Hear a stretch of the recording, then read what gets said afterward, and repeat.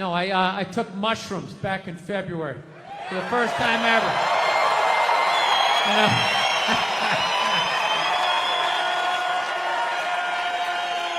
This is the perfect state to tell this story. You guys should literally you should have mushrooms on your fucking license plate. All right, so here's the deal. I never fucked with anything like that. I was always a booze guy. I was a booze guy, you know. All right, relax, everybody. I always get nervous when I get white guys going like, yeah, all right, woo, build the wall. Okay, I'm fucking around. Relax. It's frightening to listen to, but that's what being a guy is. You're not allowed to have emotions. So that's all of that shit comes out when you drink. Do something dumb so I don't feel stupid.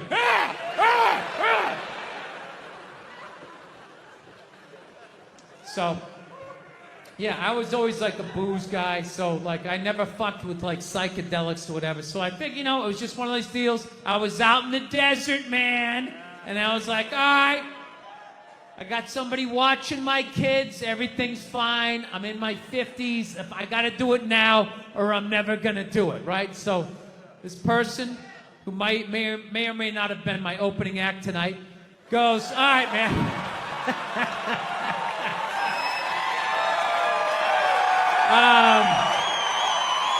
He's a good man. He says to me, he goes, all right. He goes, okay, just take like, it's always just like, all right.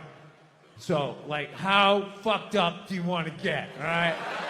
And there's always like a square, and it's like, okay, don't eat the whole square. Just like bite one corner, lick the other one, and then rub the other one and let it absorb in your face or whatever. So I'm like, all right. He goes, how far into it do you want to go? I go, I just want to trip a little bit, nothing fucking crazy. So he goes, fine. So I eat just a little bit. So I get a little nauseous or whatever. At first it feels like I ate some weed, but then all of a sudden, like I notice shit that's not alive looks like it's breathing, right? Like the refrigerator looked like it just did a lap around the house. It's kind of...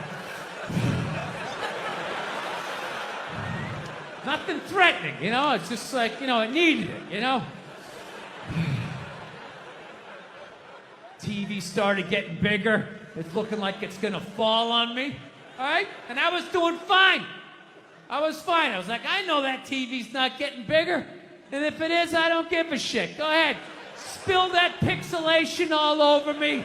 I don't give a fuck. I know I'm tripping. I'm having fun. I'm giggling. I'm laughing at shit. I'm putting things together, right? And everything is fucking great. And all of a sudden, about an hour in, all of a sudden, this profound sense of loneliness and not feeling loved just washed over me. Thank you so much. Thank you. I am so excited to be here. I've been doing stand-up forever, and this has always been a lifelong dream of mine to come here and host Saturday Night Live. So thank you so much for coming out.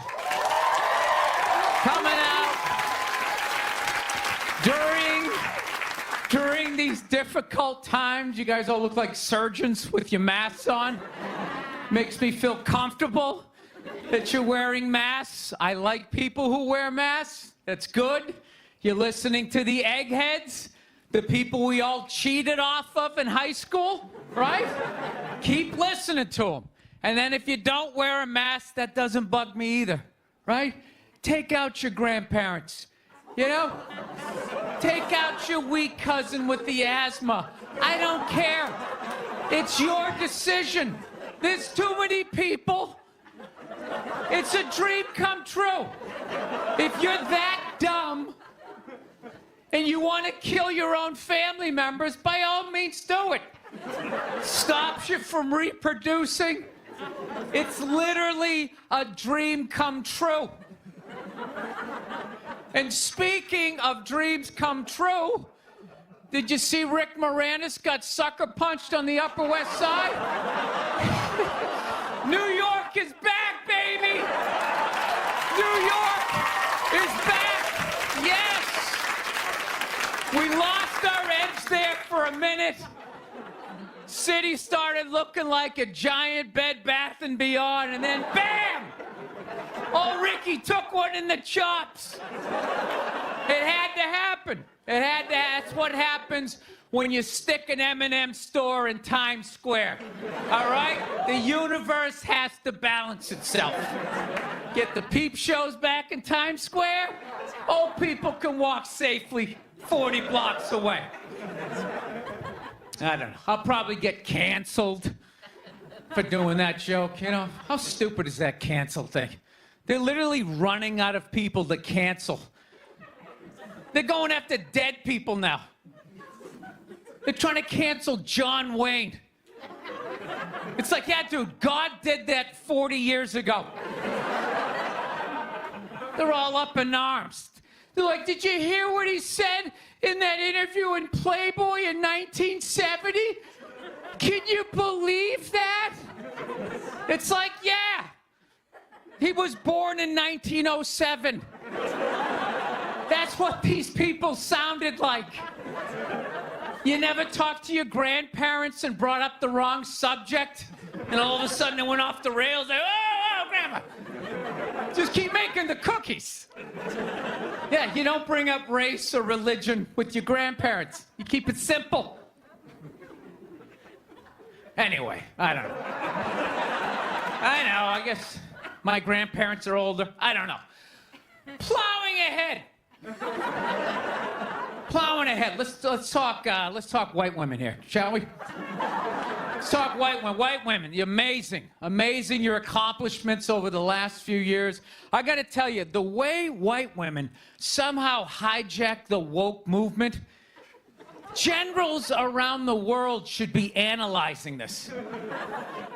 Just to refresh your memory, the woke movement was supposed to be about people of color not getting opportunities, the at-bats that they deserved, finally making that happen. And it was about that for about 8 seconds. And then somehow, white women swung their Gucci-booted feet over the fence of oppression and stuck themselves at the front of the line. I don't know how they did it. I've never heard so much complaining in my life from white women. My life is so hard with my SUV and my heated seats. You have no idea what it's like to be me. Trashing white guys. The nerve. Where's the camera? The nerve of you white women. Listen, I don't want to speak ill of my bitches here, okay? I know, but let's go back in history here, okay? You guys stood by us toxic white males through centuries of our crimes against humanity. You rolled around in the blood money, and occasionally when you wanted to sneak off and hook up with the black dude, if you got caught, you said it wasn't consensual. Yeah, that's what you did. That's what you did. So why don't you shut up, sit down next to me, and take your talking to.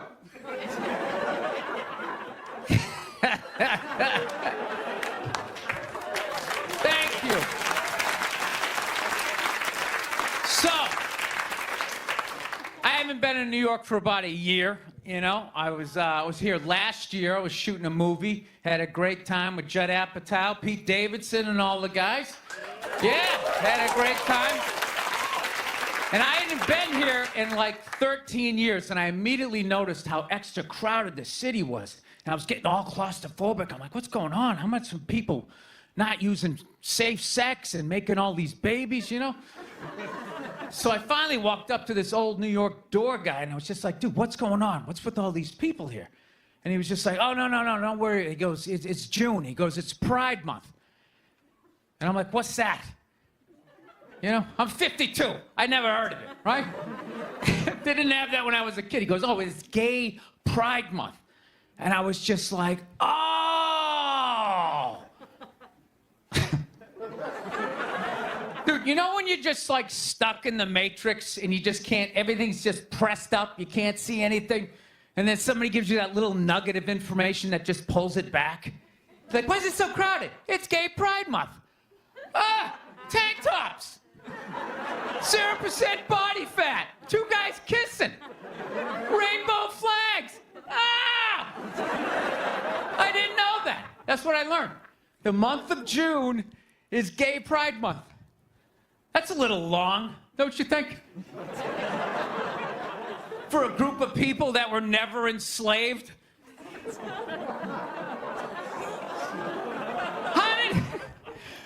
How did they get all of June?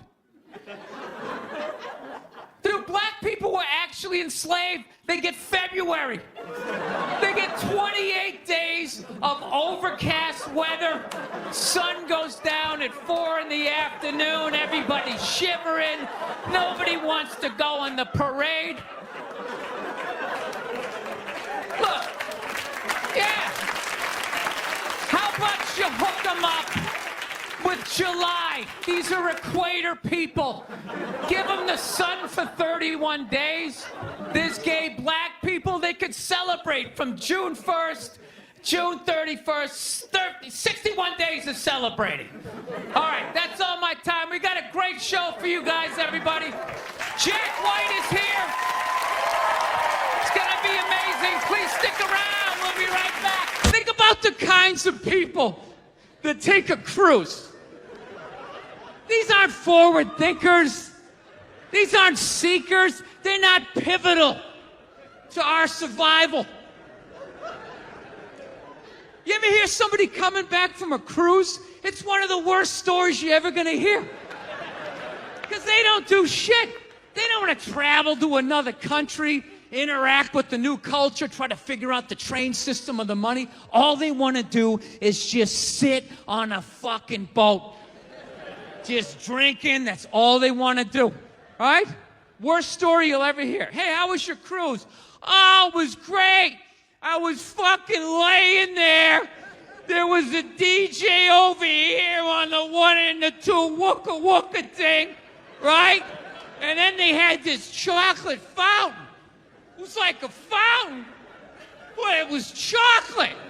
And you stuck the toothpick in the food, and you stuck it in the chocolate, and you stuck it in your mouth.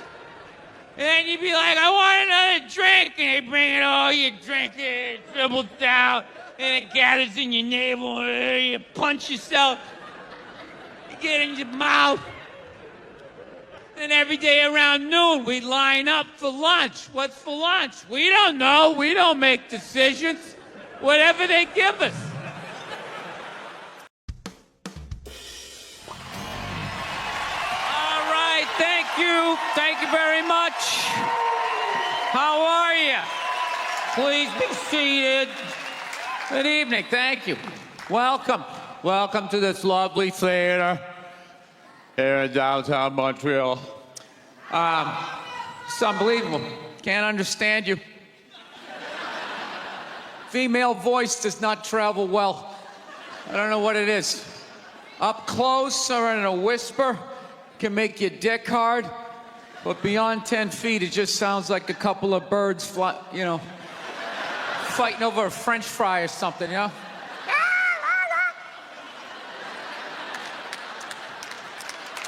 There you go. That's how we start. Somebody's coming out of the gate. I'm sick of Obama's wife. Yeah.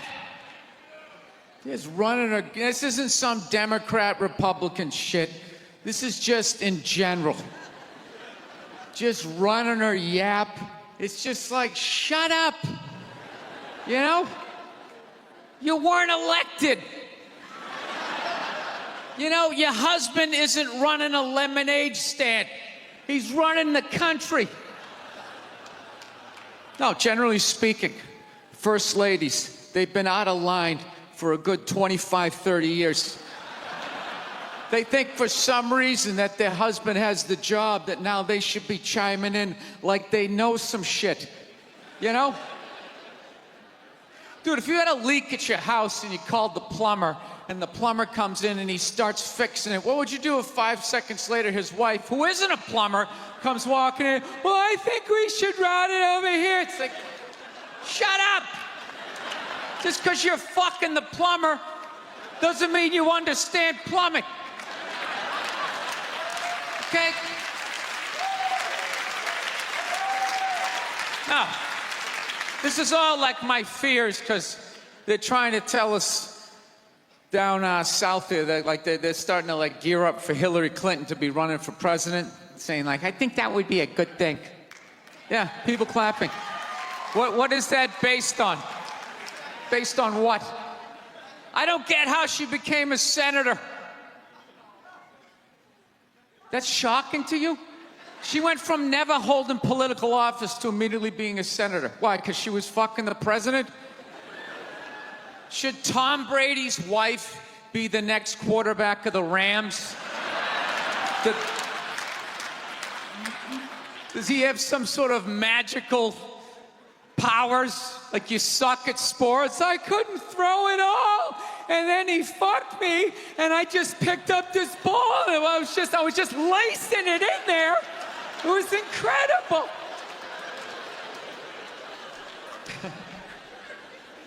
Dude, it all started with Nancy Reagan. That's where it first went off the rails, you know? She came out with her little bird body, you know, just their big head. Just came walking out, say no to drugs, and people off your heroin, say no to that. She just walked back. Hillary had her stupid health care plan. Obama's wife's running a yap on 60 Minutes, you know? I got to give it up to the Bushes. They had their women in line. They did. Barbara never said shit. She smiled every once in a while. She threw something in there. George W.'s wife, I don't even know her name. Stu was in office for 8 years. I don't even know her fucking name. What's it, like Beth or Paige or something like that? He had her on lockdown. Going out there tonight, I'm giving a speech. And when I say something and they laugh, you're gonna nod. You're gonna smile, and you're gonna nod that head.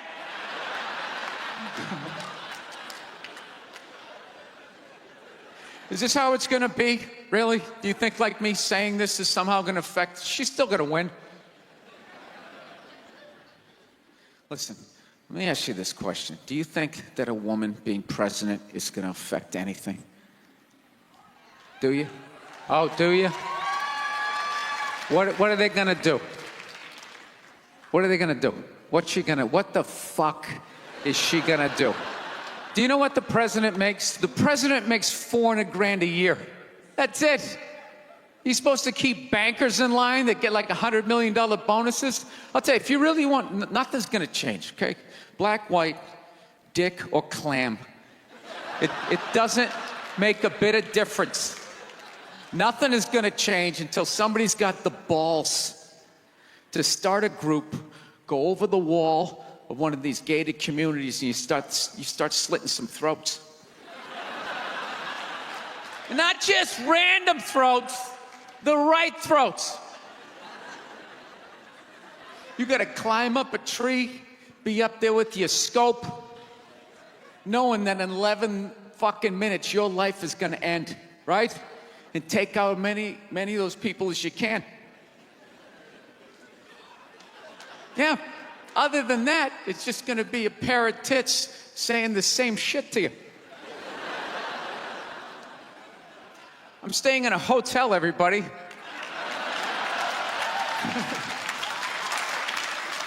I like staying in hotels. They make me feel comfortable. I feel safe in a hotel. You know, you got the lobby.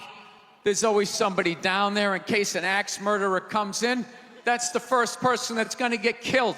You can hear their screaming when you're up in your room. Gives you a chance to plan. Barricade the door, you know, turn on the shower, hide in between the mattresses, right? Little misdirection. Back in the day, I used to stay in motels. I hated staying in motels. Could never feel safe. You were lying in a bed 2 feet from a door that just opened up out into a parking lot. Anybody in the world could just come walking up, kick the door open, you motherfucker, just drag you out of the bed. And you're just lying in that bed, so not ready to have a fight to the death. Sitting there half naked, like nodding off. Meanwhile, there's some guy on the other side of the door with a chainsaw, like. You're lying there like, it's kind of early to be trimming the hedges. But when that dude comes through that door, you lie to yourself as a man that if something like that happened, dude, I'd just jump up, grab a lamp, let's fucking do this. You know what the reality is? Most people, the best you could do is maybe make a weird noise. Just be like, and that would be it. That would be it. That dude just come in. The last thing you'd see is just ceiling carpet, ceiling carpet, ceiling carpet, ceiling carpet, ceiling carpet. Looking upside down back at your own body, right? I will say this. What I do enjoy about this theater is nobody has told me it's haunted. Anytime you go into a theater, they always give you the history. It was built 1948. It was a tribute to Rocket Richard. Everybody chipped in, blah, blah, blah, blah, blah, blah. And we have a ghost. His name is Michael. I immediately lose all respect for anybody over the age of 8 that still believes in ghosts. It's like, really? You still believe in specters and goblins? What is the end game of being a ghost? I don't get it. You can go anywhere you want to go in the world. You're just going to stay in a basement for the rest of your life? Just waiting for once every 6 months somebody comes down to check the boiler and you get to be like, "Mwah, daw." Why wouldn't you go somewhere? Dude, I'd fly right to Washington, D.C., fly right into the CIA building, just start sitting in on meetings like this. The way we like our violence, domestic. All right? Yeah, I gotta tell you something. That's a great fucking joke. There is zero fat on that. You need every word of that joke. You take one word out, it doesn't work. It's a perfect joke. So whatever, nobody gives a shit. One person comes in, they don't like it. They ask the manager to take it down. He's just like, that's our sense of humor here. Have a beer, go fuck yourself. That's what we're doing. So she takes a picture of it, she puts it up on Facebook, and all of a sudden people start complaining, and they fired the manager and the waitress because of that. Yeah. I don't understand. What do they think's gonna happen if somebody reads that joke? You're some guy who would never hit a woman, Would never hit a woman. You can't hit women. You can't. You honestly cannot. You ever see how they fall? They fall like toddlers, It's like they never fell in their life. They never put their hands out. It's horrific to watch. You can't hit them, right? So what are you telling me? You're telling me someone who never hit a woman is gonna come walking in, read that joke, just be like, wait a minute.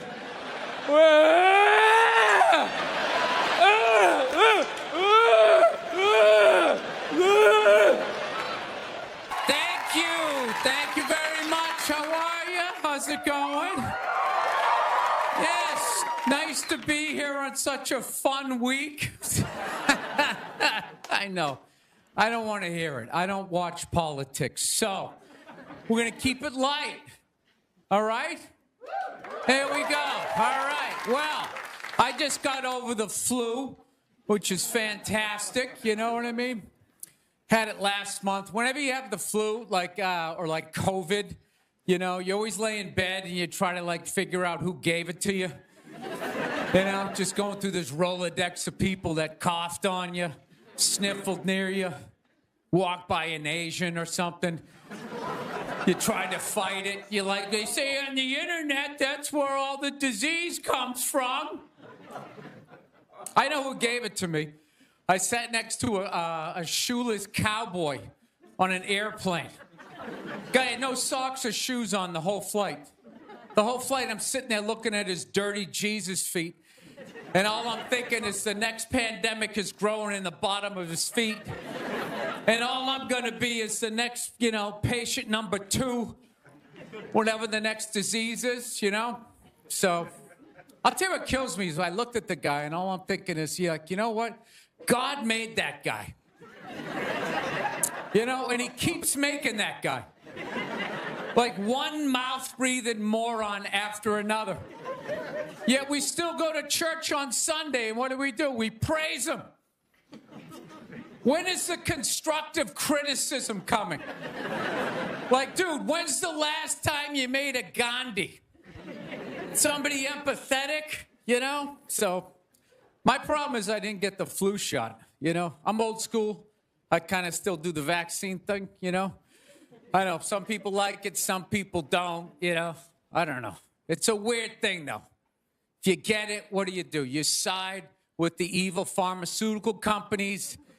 If you don't, then you're aligned with people who don't wear shoes on an airplane. All right, let's get to what you all want to talk about. All right, ladies, you're 0-2 against this guy. 0-2. All right, but you learn more from your losses than your wins. So, let's get into the game tape. All right, ladies, enough with the pantsuit.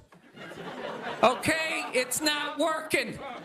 Stop trying to have respect for yourselves. You don't win the office. Like on policy, You gotta whore it up a little. I'm not saying go full Hooters, but find the happy medium between Applebee's and your dad didn't stick around. All right? You all know how to get a free drink.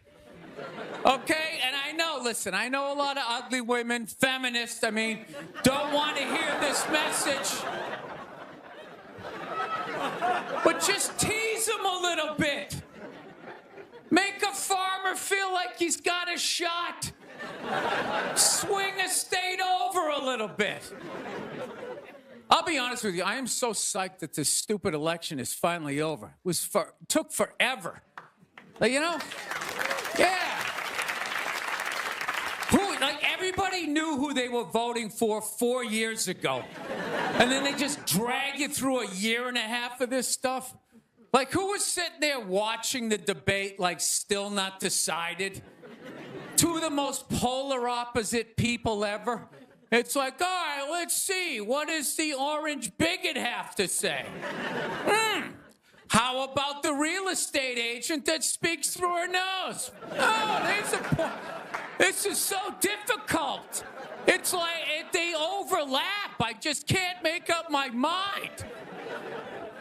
I'll be honest with you. I can't believe Trump didn't win this thing 4 months ago. I know that's weird for younger people to hear, but when I was a kid, if you were running for president and you got shot and you didn't die, that was the end of the election. There was nothing you could say, right? Everybody would just be like, this guy's the man. He is the king. I don't know. I'll be honest with you. I think the number one reason Trump survived is all those herky-jerky movements that he does. You just can't nail the guy down. I gotta be honest, the guy is a lunatic. He literally got shot and immediately jumped back up and started yelling in the direction the bullets were coming from, unarmed. That's not a sane human being. I would have been on the ground crying in the fetal position, all right, give me the truck. I don't want this job anymore. Just tell her she won. Tell her she won. But Trump's got all those weird, coming out. I think the guy couldn't get like a bead on him, you know? And like right as he pulled the trigger, like Trump was just like, and Sleepy Joe, and the bullet went by his head.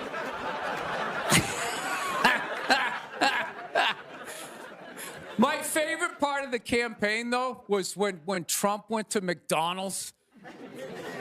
Wasn't that amazing? That's the only time I've ever seen that guy truly happy. Like, he was glowing.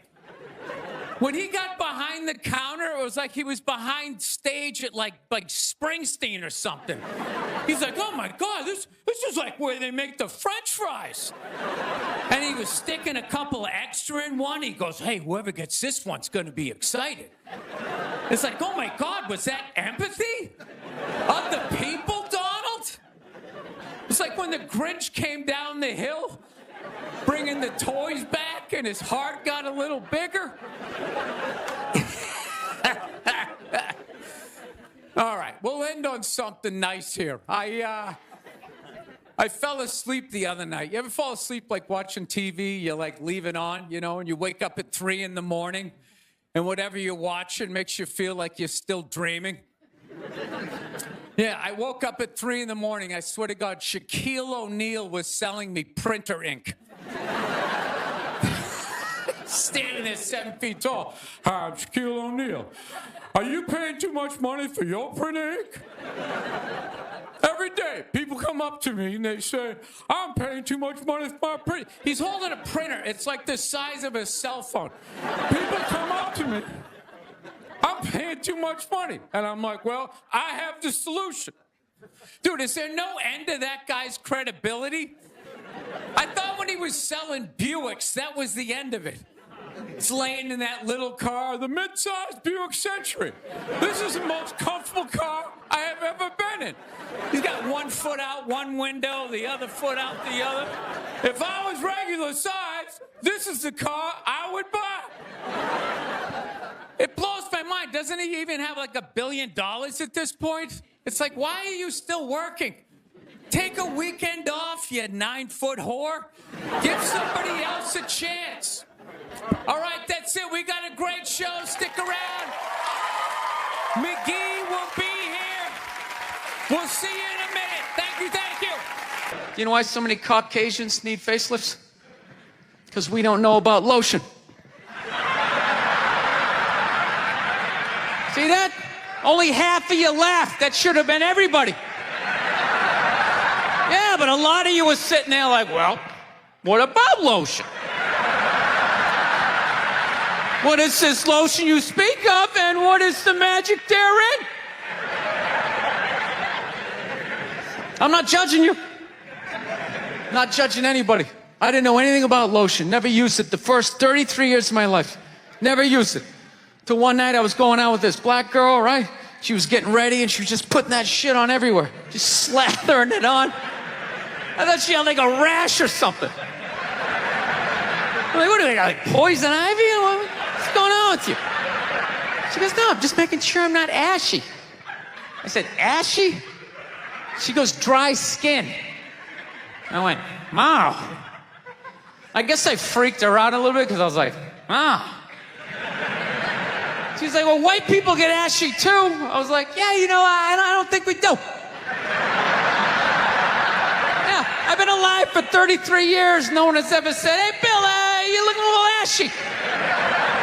I never even heard that word until you said it. She's like, you're an idiot. Stick out your arm. So I stick out my arm, and ever so gently, she just drags her nails down. This smoke starts coming up. It's like pastry flakes flying off, track marks. She's signing her name.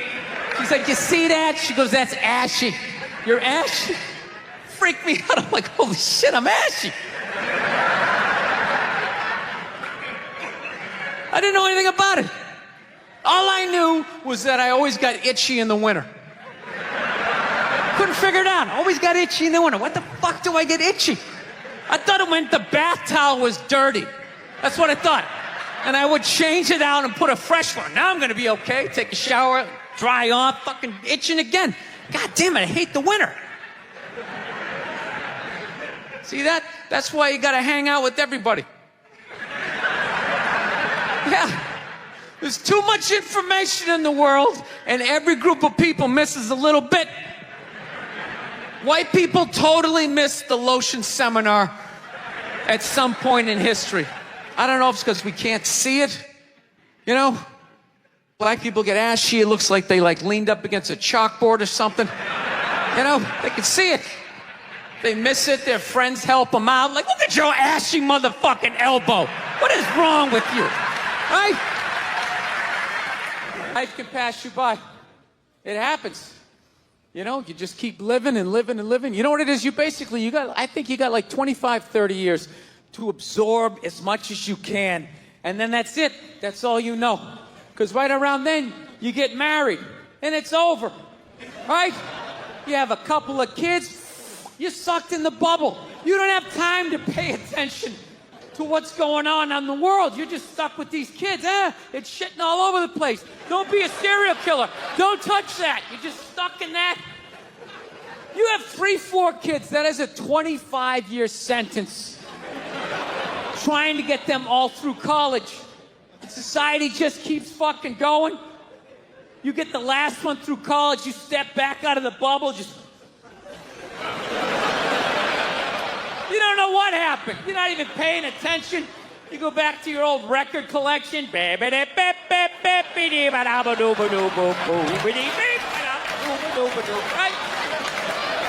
Someone sticks a mic in your face, you're gonna get in trouble. Yeah. It's one of the sad things about life. You get old and it passes you by. I feel it passing me by. I'm 46 years old. I don't even have kids, but I can't keep up anymore.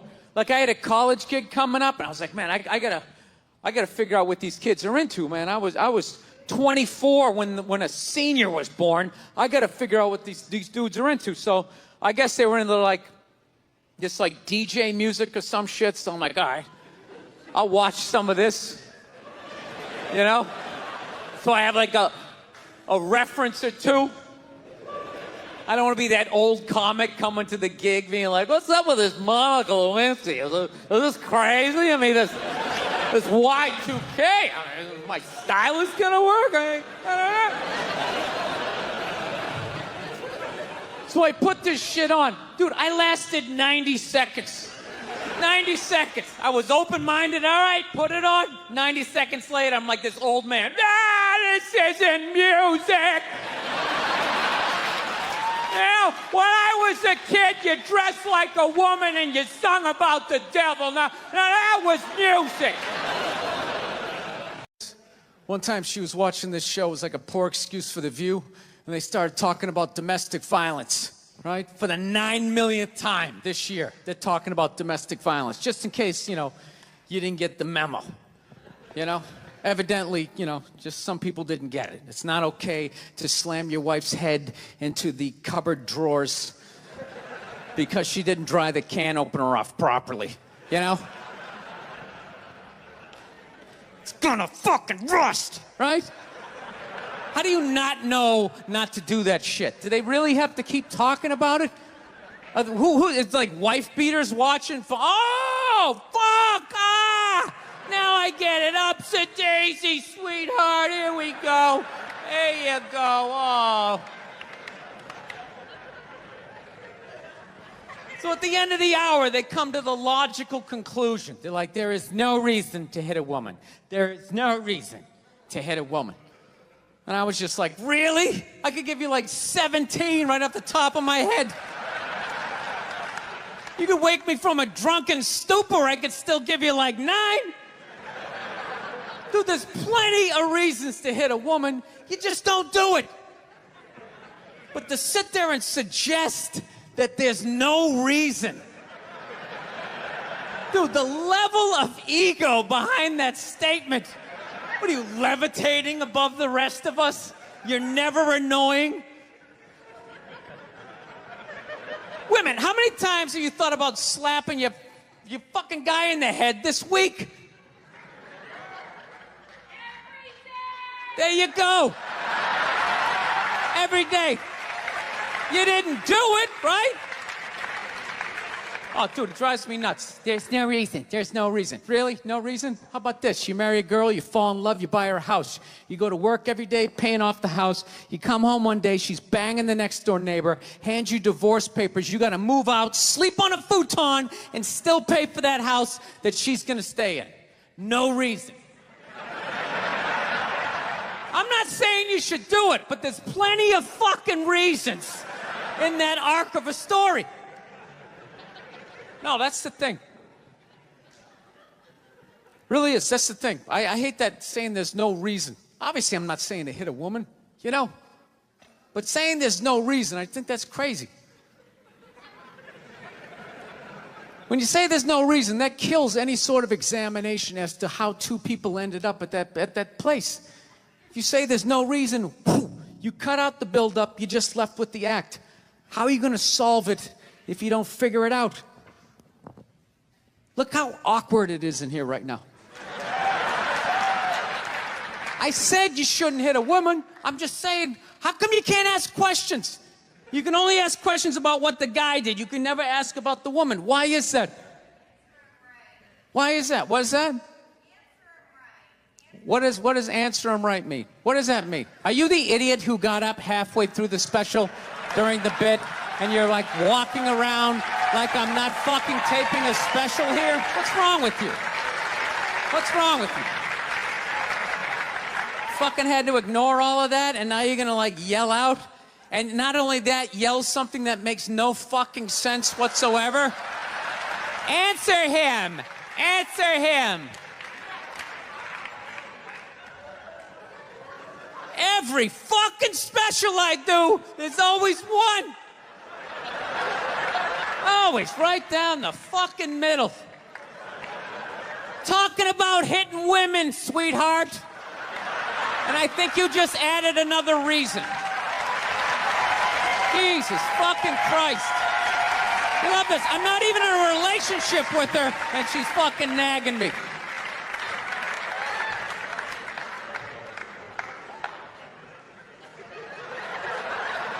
Fucking unbelievable.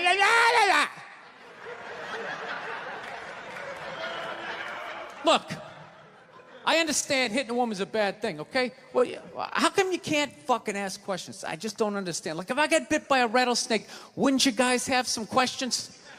Right? How did it happen? Did you not see it? Were you fucking with it?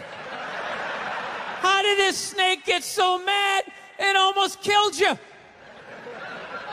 Firemen put out a fire, they don't just drive away afterwards, they sift through the debris. How did it start? Here's an oily rag, right?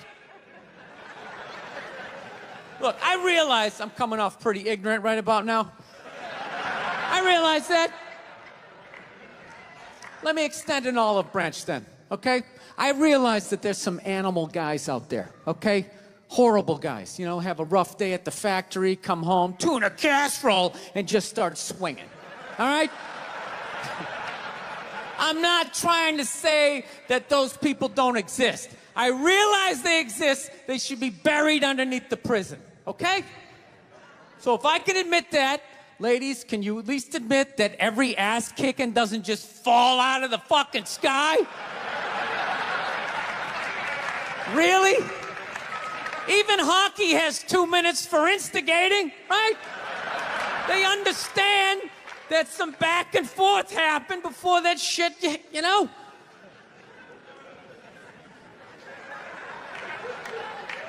You know what it is? It's every case is handled like that Rihanna one, where they just say, the guy's a piece of shit, fuck this guy, blah, blah, blah, send him to jail, and then they never ask anything about that. You know, I'm not saying he should have done it, but I'm just saying.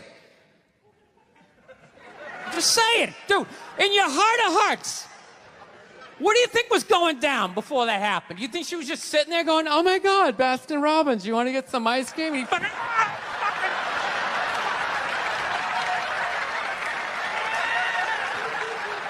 you know? Or do you think maybe they were having some epic end of the relationship fight and some crazy shit was being said? Maybe she was screaming in his ear some crazy female shit like, go fuck all your friends, I don't give a fuck. Maybe that's why I sell more albums than you, motherfucker! Right? To be fair, she could have just been sitting there going, I need a tissue. Do you keep those in the glove box? Oh my God, I'll bring my own! I'll bring my own!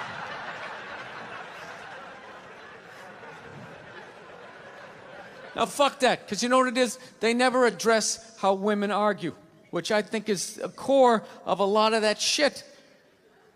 You know? And I gotta tell you something, man. Like, I never knew how women argued. But after 20 years of losing every significant battle in a relationship, I finally figured out how they argued. And I'm gonna tell you something. I'm starting to turn this franchise around. I have begun a winning tradition. This is how they argue, as far as I can tell. All right? If they're right, they argue the point. And they stay on point and make sure you stay on point until you're down on your knees, apologizing, begging for forgiveness. All right? No problem with that. Totally respect it. But here's the thing. If they're wrong, they go rogue. They go off-road. They start thinking of shit you're sensitive about. Maybe you don't get along with your dad. And in their head, they just start concocting this evil statement. Totally designed, this desperate Hail Mary attempt to make you so fucking mad, you just call him a cunt. That's what it is. And cunt trumps all the bullshit they did to start the argument. Now it's not about that. Well, that's no reason to call me a cunt. And then that's it. You're in this room now, right? And they won't hook up with you for a couple of days. Who cares? Who cares? You rub one out.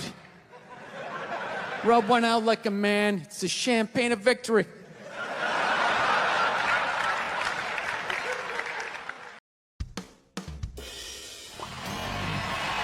All right, thank you. Thank you very much.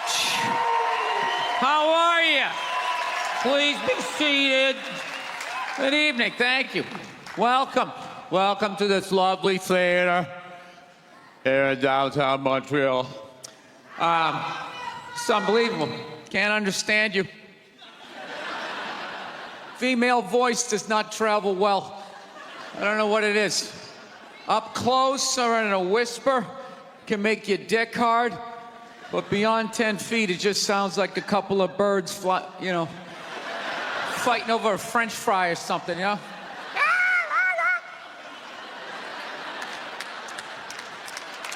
There you go. That's how we start. Somebody's coming out of the gate.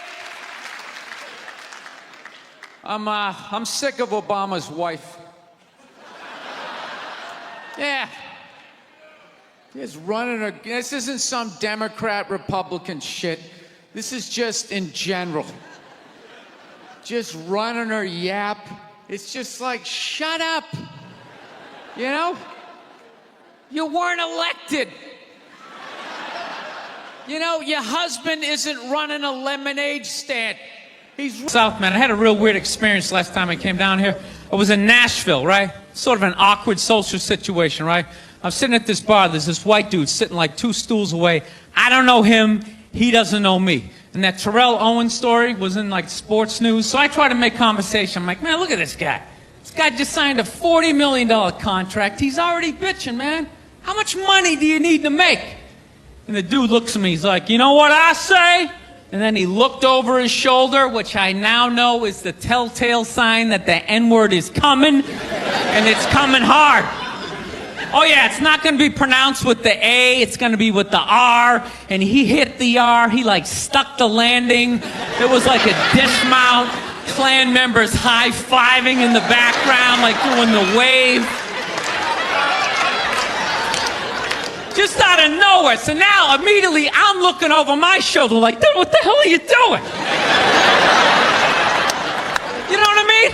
I'm waiting for like this hail of black fists to come raining down on top of me.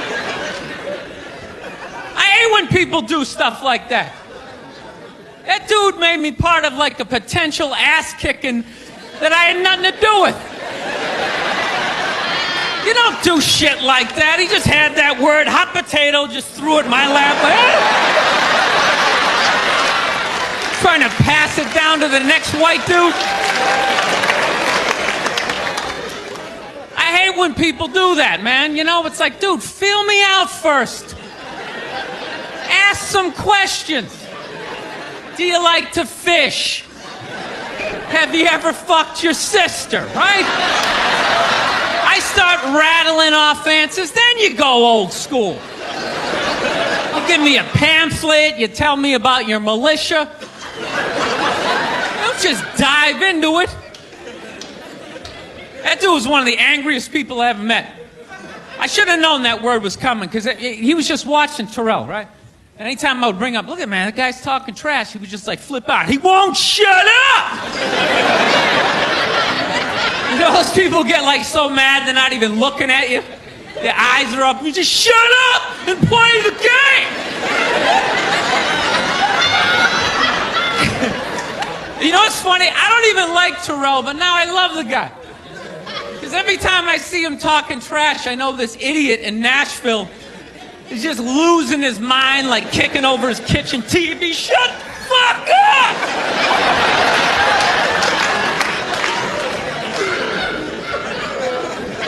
I like violence, man. I am. Not like when it happens to me or if I see it live. I like watching it on TV, you know? Watching people, you know, get attacked by animals. Just get blasted in the face or something, you know? Like, I'm a huge sports fan. You know what my favorite, like, moment of, like, the last year was in sports? That Detroit Piston, Indiana Pacer bench clearing brawl. Wasn't that great? That was one of the greatest things I've ever seen. I was so confused when I watched ESPN that day. They were like, that was absolutely disgraceful. Basketball fans, they just must be... I'm sitting there looking like, I'm a basketball fan. I loved it. I thoroughly enjoyed watching out-of-shape civilians get the shit kicked out of them by professional athletes. It was fascinating. And I think as sports fans, we kind of had it coming, right? Because how many times you gone to a game, right? You got a little too drunk, you started screaming at some dude on the field who could clearly kick the shit out of you, right? If you saw him in the parking lot, you'd be like, hey, can you sign my stamp collection? I think you're awesome. You get in the game, you're all drunk, you're like, you suck, buddy! You're a piece of shit! And they're always calling him up, come on up here! No, come on up here! Well, they came up there. They did, and they kicked the shit out of everybody. It was great. It was like a cartoon. You're like beating up whole rows of people at once, like... I loved every second. I love how Ron Artest punched the wrong guy. Wasn't that great? He taught that dude a valuable lesson in life. When shit goes down, you don't just stand there like you're watching a movie like, wow, it's coming right at me. Must be in 3D or something. That was a 5'6", 110-pound white dude had an angry 6'10" black dude running right at him. That had to have been in his top 3 nightmares all time. Right behind getting his dick cut off and being lit on fire. And he just stood there. He's like trying to explain himself. Well, I still have the liquid in my cup, so there's no way I could have... He's an idiot. People in the stands, I mean, that's just like what's entertainment for me now, you know? I like that Jimmy the Greek moment that happens in sports, you know? Like once every 4 or 5 years, you know that? Like some 50, 55-year-old white dude tries to explain why black people are kicking the shit out of white people in practically every major sport, you know? And it always goes down the same way, right? There's always like 3 white dudes, and the one white dude in the middle, he's always like the guy with like the theory.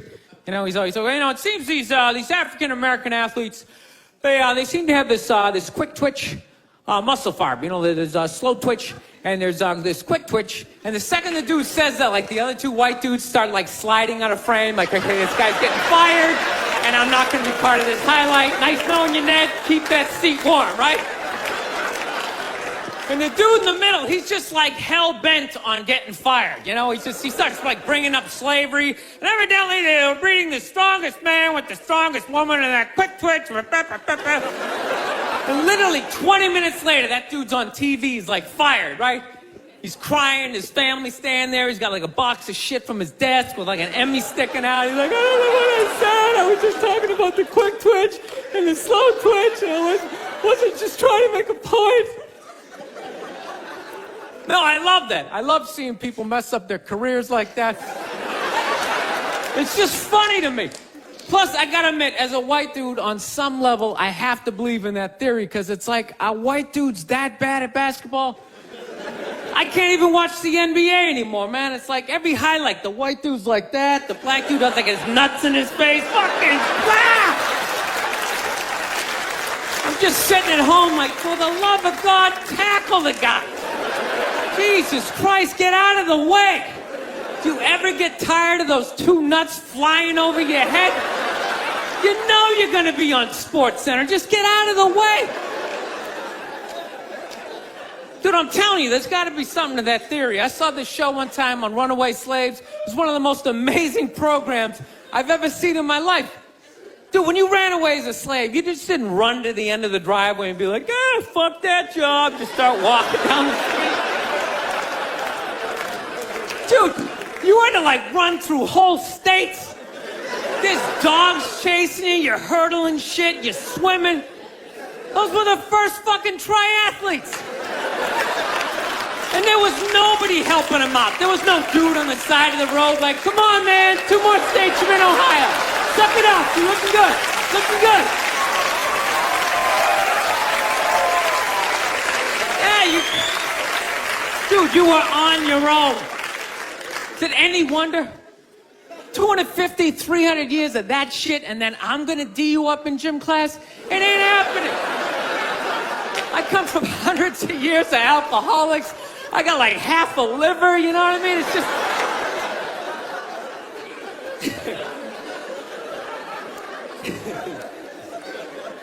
You know what's funny to me about that stuff? You can't even like, you know, I obviously know that theory's crazy, but it's just like, you can't even bring up how well black people are doing in sports. Everybody gets all weird about it, which I don't understand, because it's like a compliment, you know?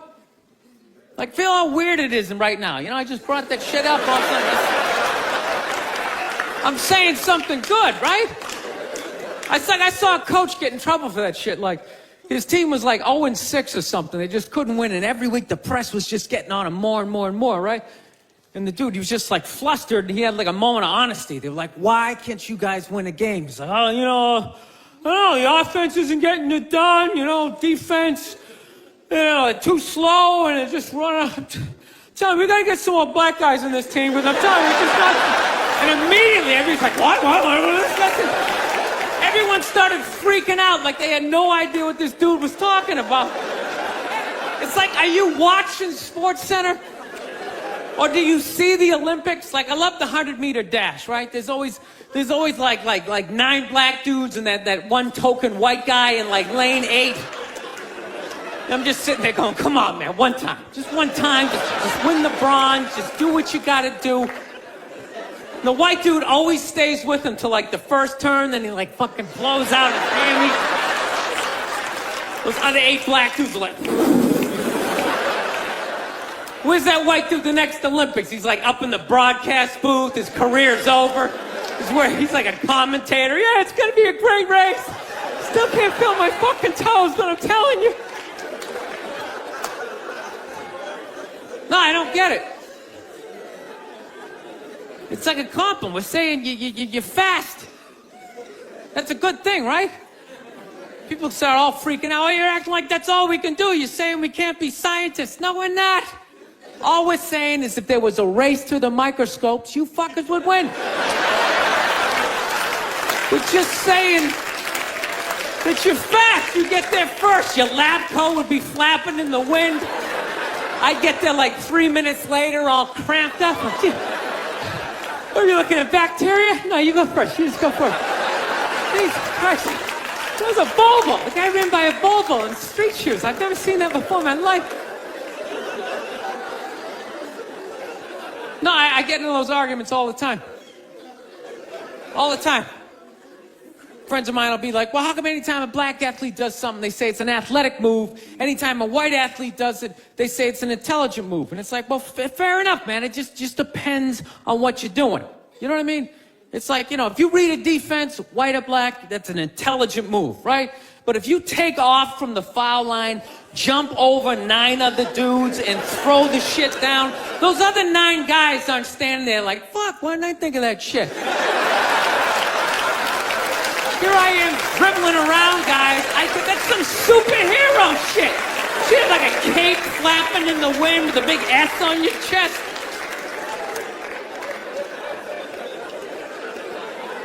I'm telling you, man, that's the funny thing about Hitler.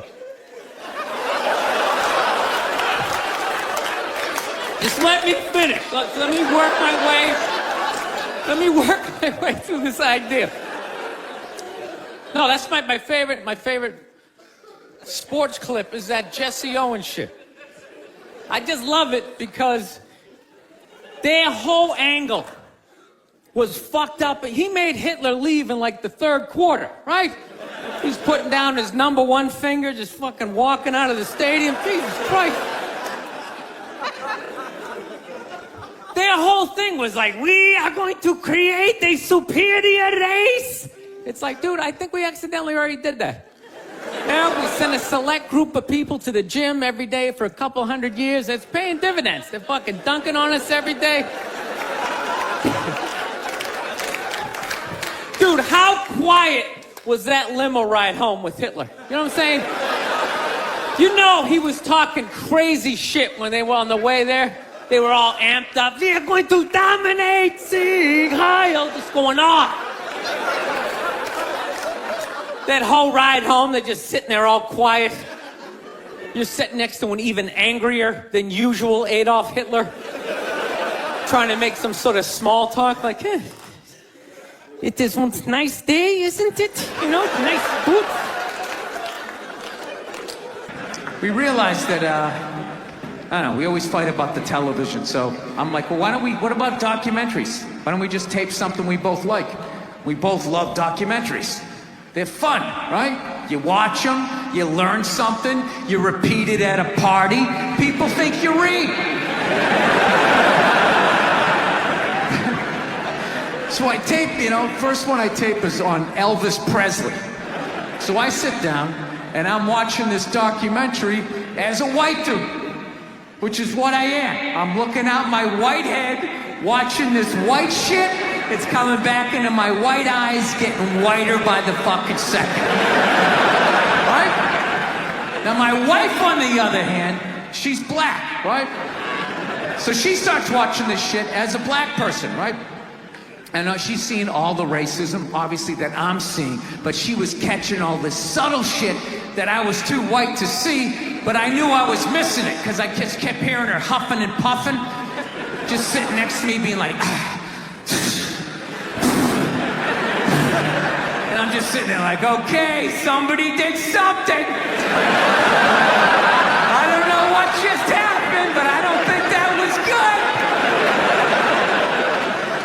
So right when I didn't think it could get any worse, it could get any more uncomfortable between the two of us, this fucking white dude comes on who evidently discovered Elvis. And he's like 190 years old, and he comes out, starts talking. He's just like, well, basically, I was looking for a white boy that could take the down and dirty, nasty blues and combine it with the pristine, angelic sounds of bluegrass. Yeah, that's what he was doing. He was subtly putting black shit down here while he was propping up the white shit. You know, the down and dirty, daddy not sticking around, drug-infested neighborhood blues with the Jesus as white as me, hair the color of the sun, angelic bluegrass playing music, right? So at this point, my wife has like fucking steam coming out of her ears. So I make a judgment call. I just fucking shut it off, right? And she looks at me, she's like, why did you shut that off? Why did you shut it off? I was like, because you're about 3 minutes away from yelling at me like I produced this music. I want to get a gun. I do. I really do. I never had that feeling before till I moved out to Los Angeles. This city just messes with your mind, you know? It's overpopulated. technically doesn't have a water supply, right? The dollar's crashing. Shit keeps you up at night. You're just thinking, what am I gonna do when the zombies come? Right? Start reading up on shit. Get some powdered food. Plant some zucchini. Get a windmill. Right? And that's all well and good. But if you don't know how to fight, all you're doing is gathering supplies for the toughest guy in the block. Right? Just thinking about that. What am I gonna do? Some dude turns me upside down, starts shaking the gold coins out of my pockets. I gotta get a gun. So I'm on the road, right? I'm in Reno. Great gun town. So I go down to their little gun store, right? Come walking in, there's some redneck there. I'm like, hey man, I want to get a gun. He's like, I hear you. What you looking for? What you want? Mossberg, over under, 357 Magnum, right? Starts rattling off all this gibberish, right? I don't know shit. I'm trying to play it off. I feel like a bitch because I don't know anything about guns.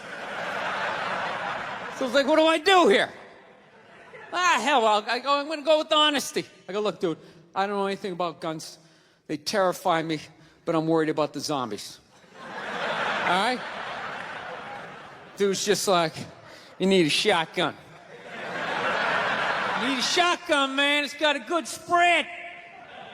It's easy to load, doesn't have a lot of working parts, got a good spread. He kept saying that. It's got a good spread. I'm like, what does that mean? He goes, well, it means you ain't got to be that accurate. It's got a good spread. Further away you are, the more shit you hit. Got a good spread. In fact, you got a problem over here, you ain't even got to look. You just turn, wow, that's it. You ain't got a problem over here anymore. Anything that was even remotely a problem ain't there anymore. Trust me. And then these people here, they saw what you just did here. You ain't got a problem here either. Feel me? 90 degrees taken care of right there. One shot. These people get smart, flip it over. Wow! That's it. It's got a good spread. So I'm like laughing my ass off. I'm like, dude, look, I just want to shoot the guy. I don't have to do a bunch of drywall work, you know? Reframe my diploma, get my parakeet another friend, you know? I just want to shoot the guy. So I'm like, you know, how about one of these pistols? So he does like that classic, like that redneck trailing off thing, like, you want a pistol? Go ahead, get a pistol. What do I know? I've just been here 20 years. Get a shiny one, right? So I was like, dude, what's wrong with getting a pistol? He goes, I'll tell you what, buddy. Because life ain't a movie. You feel me? I'm like, no. Can you please stop speaking in these backwoods riddles? Can you just say what you're saying? I told you I don't know shit about guns. Come on, do me a solid here. He goes, well, look, you ever watch a movie? Guy go blah, blah, blah. He kills 3 people. Real life, man, you miss. You miss all the fucking time. You miss enough times, man, you're empty. You might as well just be standing there with a big stapler in your hand. Then what you gonna do? I was like, well, fuck it, let's get the shotgun.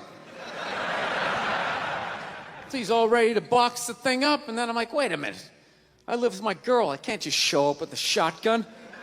Right? That's not some shit you can just come home with.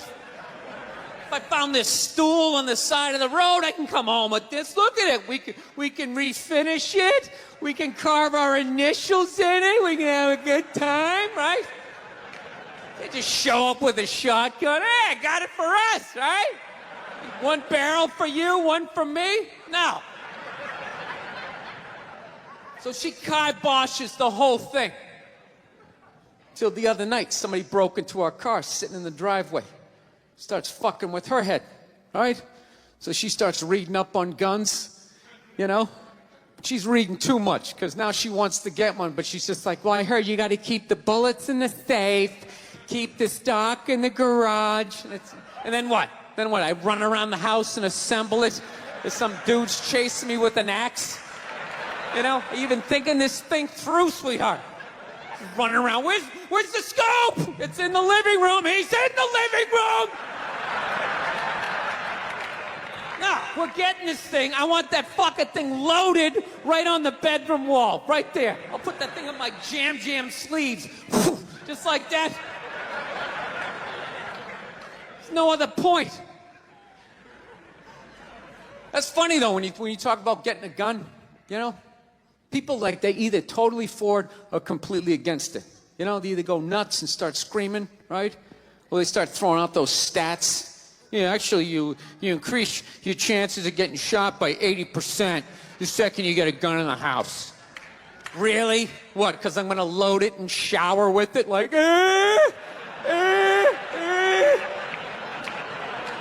The fuck? I know it's dangerous.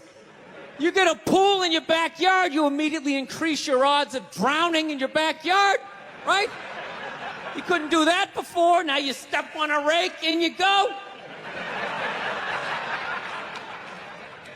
No, I'm telling you.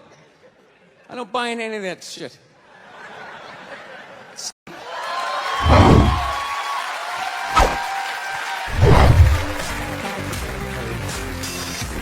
All right, thank you. Thank you very much. I here from Los Angeles. I live in Hollywood. There's a ton of plastic surgery out there. You know, a lot of people getting like facelifts. I don't know if you guys have those up here. You know, those awful ones where people start to look like, you know, little Filipino, you know. You got a little Filipino? Yeah, 52-year-old white guy. Yeah, that's how. Why would you get a facelift?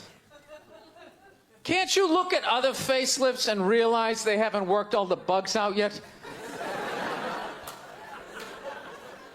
People, if you're thinking about getting a facelift, just do yourself a favor. Just wait it out. Let them practice on other people's faces. You know, didn't we learn anything with hair plugs? Hair plugs don't look half bad now. Saw this commercial the other night. The guy's like, oh, God, I wish I did this 10 years ago. It's like, no, you don't. 10 years ago when they were stapling ant legs to the top of people's heads, everybody's eyes watering, trying not to look at your hairline. You wish you got hair plugs 10 years ago? Do you wish you got polio 60 years ago? Are you even listening to what you're saying historically? I'm telling you, the facelift, you can't do it, man. Why can't you just be your age? There's nothing wrong with being 50 and looking 50. Like, what would you rather be, 50 and look 50, or be 50 and look like a 28-year-old lizard? That's basically your options, right? I'll tell you what the problem is, you know, is that the facelift is actually a white problem. You know? I've never seen a black guy with a facelift, ever. Other than, like, the Jacksons, but they're all out of their minds, right? But I've never seen a black dude with a facelift, ever. You know why so many Caucasians get facelifts? You know why? Because we don't know anything about lotion. See that? That should have been a bigger laugh, but there's too many white people here. I'll help you out. You can put lotion in other places other than your dick. All right? If you ever wondered why your dick looks brand new, but your face, you're starting to look like an aging pirate. Because you need to increase the circumference of the lotion distribution. No, I'm not judging you. I didn't put lotion on my face the first 33 years of my life. Never put it on. The one night I was hanging out with this black girl, right? And a couple times during the night, she took it out, put it on her elbows, problem areas. I thought she had like a rash or something. Like, what do you got, like poison ivy?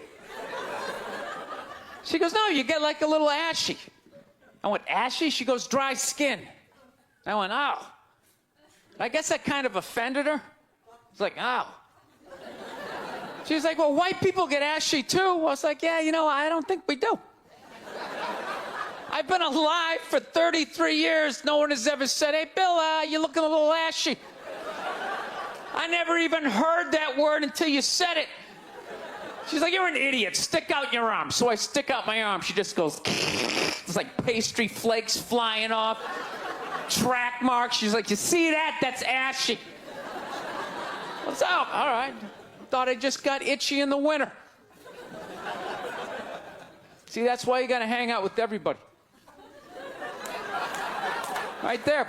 Oh, there's too much. Seriously. There's too much information in the world. And every group of people misses just a little bit.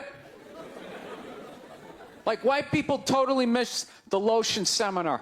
I don't know where we were on that one. We missed that shit the way black people missed the whole register your weapons summit, right? Just never got, really? You're gonna groan that? I'm the only guy who's seen 17 rappers get busted for that shit? Every time I see it, it just blows my mind. It's like, what, do you just wanna make an album over the phone? Why would you do that? Is that like the new auto-tune?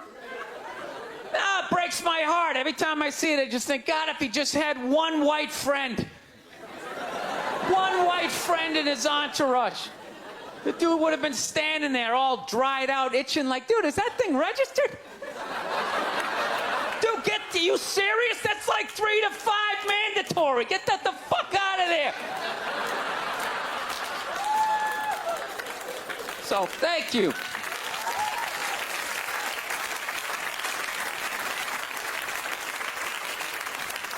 So, Schwarzenegger just got busted down on the States, yeah? That poor bastard, huh? Jesus Christ, another great man. Another great man brought down by another gold-digging whore. No? You don't think so? You don't think that was a great man? Really? 3 decades of awesome movies? Bangs one made and now you don't like him? Tell you something, that's a great man. He is. First of all, I get why he did it. Why wouldn't he think he could get away with it? Look at his life. Look how he talks. That guy should be unloading trucks in Transylvania. That should have been the height of his success. But because he's a great man, he had the balls to move to America and became famous for lifting weights.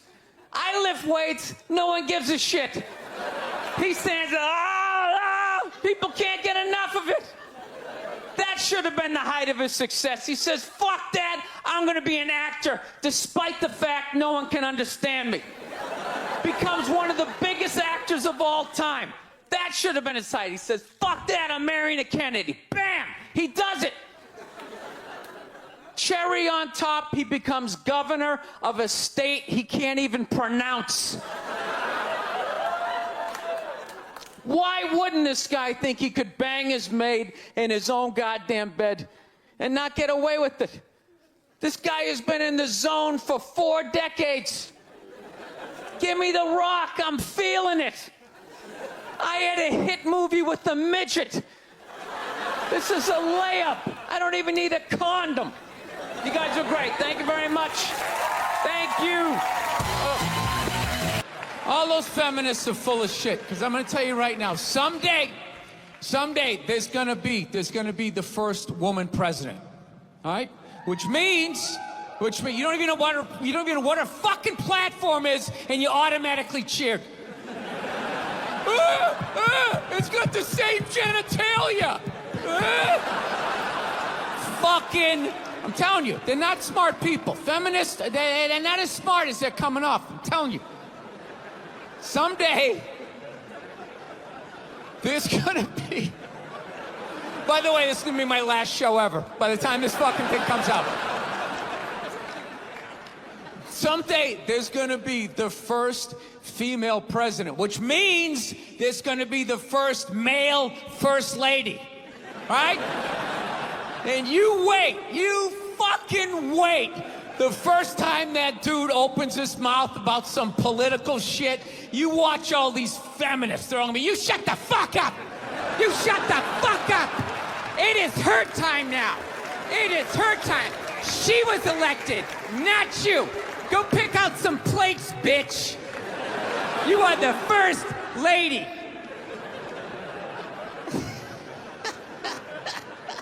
He's gonna get treated like Tom Arnold when he was with Roseanne. Secret Service name will be like Appendix or Doesn't Matter. Not worthy of protecting. Just entered the Oval Office. Not worthy of protecting.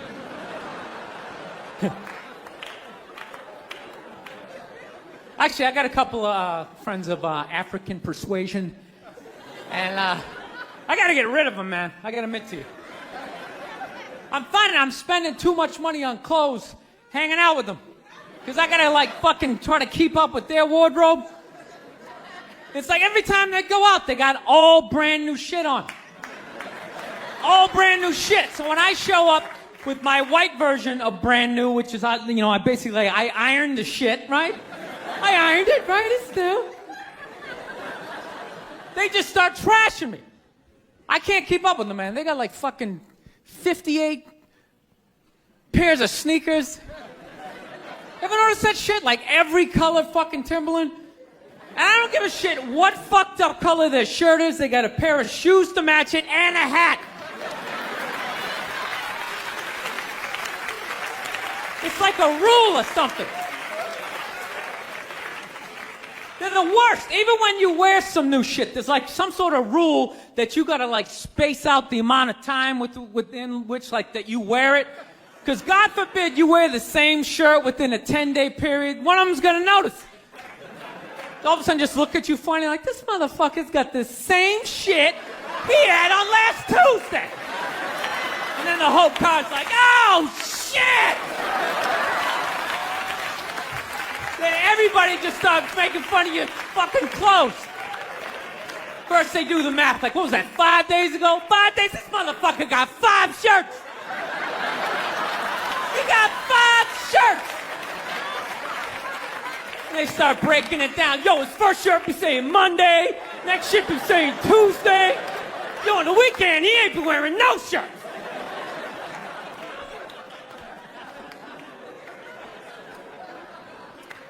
I'll tell you, it's actually funny. You know what? That's actually how I judge black guys now. When I first came to the city, like, all black people scared me. No, I was like the typical white dude from like the suburbs, you know what I mean? Had no frame of reference, you know? So my only frame of reference with black people was like, remember those early 90s gangster rap videos? Throw the fucking LA riots in there, man. It was fucking horrible PR. I'm watching the videos, look, he's got a nice car, he's got all the women, and he's still fucking mad. These black dudes are never happy. But after 10 years of living in the city, this is how I narrow it down. Whether a black dude scares me or not. Black dudes with dirty sneakers scare the fucking shit out of me. No. I figured out in my head, because I know from hanging out with them, that's the last shit that they're gonna let go. The immediate shit that they have on. So I think, you know, if his sneakers are fucked up, that means his life is fucked up. Every time he leaves his building, the whole neighborhood, oh, shit! Everyone starts making fun of him. He's on the train in a bad mood. I kind of have this howdy-doody, kind of mug-me kind of face. I'm not saying something's gonna happen, I'm just saying, I'm paying attention. So I've been seeing this girl recently, this black girl, right? She lives up in Harlem, you know, gone out like 3-4 times, you know. First time we hung out in like the Village area in New York, you know, which is sort of like a racially mixed area. So shit was cool, you know what I mean? Second time we hung out was more like Midtown, you know. Then the third time, she called me at like 3:30 in the morning, and she wanted me to come up to her apartment, right? So it's 3:30 in the morning, she lives in Harlem, I look how I look, so it's a fucking situation.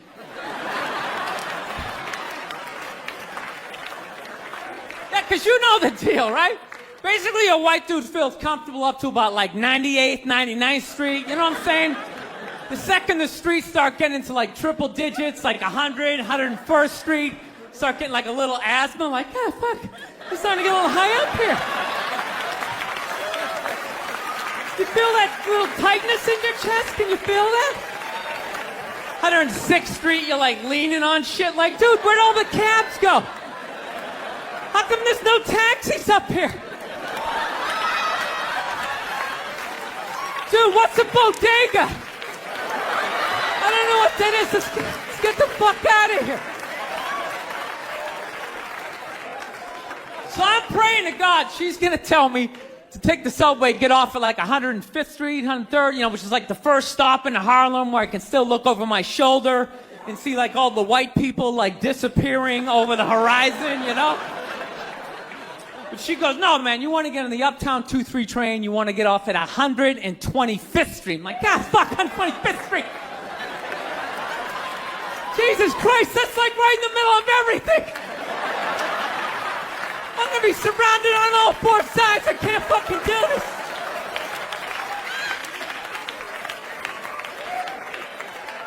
So, at this point, I'm really trying to hide like the bitchy tone that's starting to creep into my voice, you know? And I'm trying to ask for really specific directions for when I get up there, because I want to know exactly where I'm going. So she starts naming the streets I have to go down, and every other street up there is named after like a black leader, you know? She's like, make a left on Adam Clayton, take a right on Frederick Douglass. I'm like, ah, fuck, Adam Clayton. Yo, dude, go on the internet, look up Adam Clayton. Did he kill a bunch of white people during the slave revolt? Dude, I ain't going up there till I know what Adam Clayton did. Fuck this shit. So at this point, I'm really having a battle with myself. Because I'm thinking I can't do this, right? I'm like, I can't do this, but my dick's going, no, come on, man, we can do this, all right? Just relax. Pull yourself together and get on the goddamn train, right? So as always, I listen to my dick. Oh yeah, I get on the train. By the time I get up there, it's like 5 or 4 in the morning, right? I'm staying on like Malcolm X and like Danny Glover or some shit, right? I don't even know where the hell I'm at. But I see the street I want to go up. I want to go up St. Nick. I can literally see her apartment building. But there's like 5 or 6 black dudes standing right on the corner, right where I want to walk by. So I'm like, fuck! Felt like I was on like some reality show at that point, like some sort of like white guy survivor. It was ridiculous. So I'm thinking I gotta walk right by these guys, right? You know what's funny? I think that they were actually more surprised to see me than I was scared, you know? And I was really, really scared, you know, but I'm also really, really white, you know? Like shockingly Caucasian. You know what I mean? Like if you're not ready for me, I can like surprise you. No, especially if you live up there. You've probably seen a white person for hours, possibly days. So when I show up, it's almost like magical, like a leprechaun came out of nowhere, you know? Felt like I should have like a little pot of gold, like a rainbow behind me. Top of the morning to you, latte. Kind of dance my way past them. But it's been going all right, you know? Once I get in her apartment, I'm fine, you know? I relax, sit down, you know, watch a hip-hop countdown. Pretend like I know the groups, you know what I mean? It's just getting there that's a fucking pain in the ass. But, you know, I don't get mad at it, because I figure, you know, black dudes got to go through the same shit, though, right? When you go out to the suburbs, go fuck a white girl, right? Just that same awful feeling of just leaving your people behind, you know, just less and less of you as you're fucking driving out there. Probably start off lean and you're all fucking cool. 20 minutes in, you're driving like 10 and 2, the radio's off. Like, dude, I don't like this shit. I don't like this shit at all. There's too much grass, I don't see any rims. This is fucked up. None of the windows are tinted. I can clearly see white people in every car. This is fucked up. Listen, you guys were awesome. Thank you so much for coming out. South, man, I had a real weird experience last time I came down here. I was in Nashville, right? Sort of an awkward social situation, right? I'm sitting at this bar. There's this white dude sitting like 2 stools away. I don't know him. He doesn't know me. And that's... And I'm going to be honest with you, too. People went too hard on that Clippers guy, man. I'm telling you. For an 80-year-old white guy, that wasn't that bad. All right? Dude, he didn't drop the N-word once. That's unbelievable for an 80-year-old white guy. The N-word should have been carpet bombed through that whole tape. He never said it once. And if you go back and listen to that tape, I'm telling you, go back and listen to it. Other than Instagram, he's pretty fucking liberal. He's like, you can hang out with them, you can have sex with them, just don't promote it on Instagram. It was the weirdest, most compartmentalized, like, racism I ever heard in my life. Something about Instagram, I didn't get it. Other than that, he was wide open. You can make a snowman with them, go to a water park, rub your bellies together. Just don't promote it on Instagram. Hey, what about Facebook? I don't give a fuck about Facebook. Keep it off of Instagram.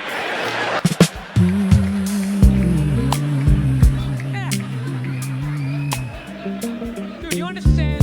The guy's 80 years old. Funny what money Do the can math. buy. This dude was born in 1934. That's 13 years before it Jackie came. Robinson broke the color barrier.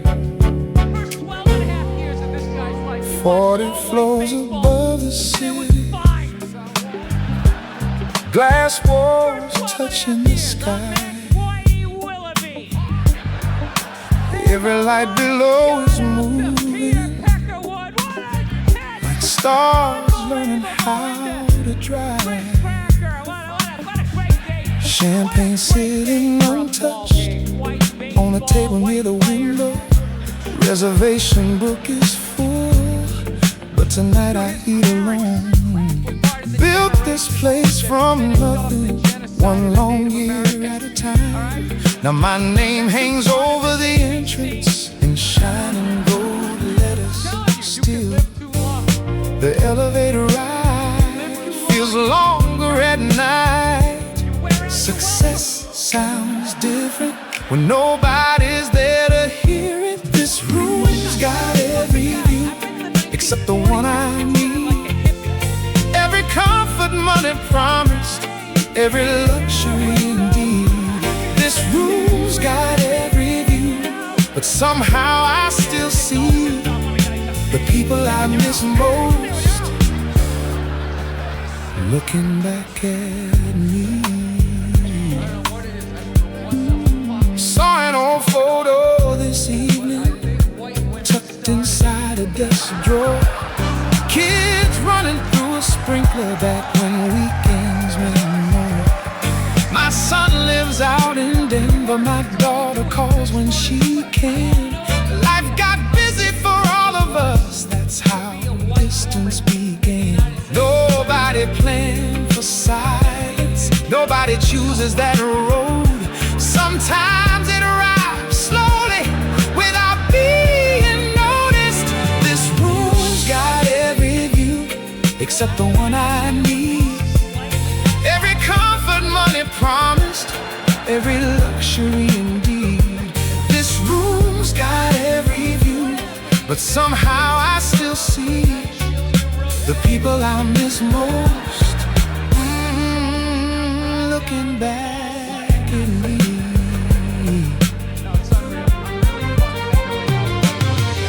A city can applaud you without knowing your name. A crowd can surround you without easing the ache. The heart keeps its own scoreboard, and it don't care about fame. This room's got every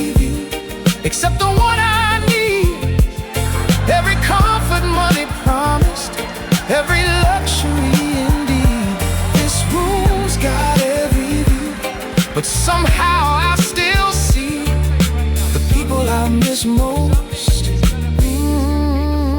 Looking back at me, the people I miss most. Looking back at me.